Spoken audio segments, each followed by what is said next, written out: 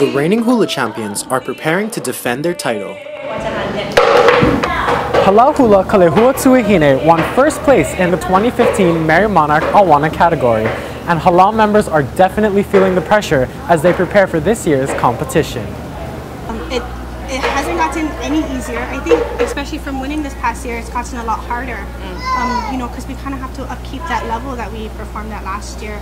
I think there are expectations, and I think we might be under a microscope now. You know, now that we came out of nowhere, not winning anything before.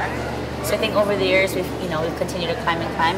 The Halau first competed in the world's largest hula festival in 2012.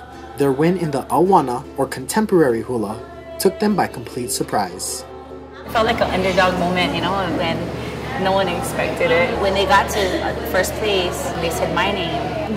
The world went like that all around me, and I just buried my head between my legs, and I just kind of went into this little like, oh my God, did they really say my name?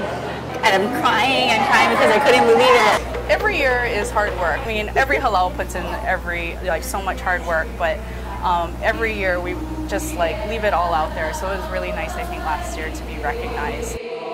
Although dancers enjoy the recognition, they say hula is a passion that goes far beyond the competition. The evidence is in the dancer.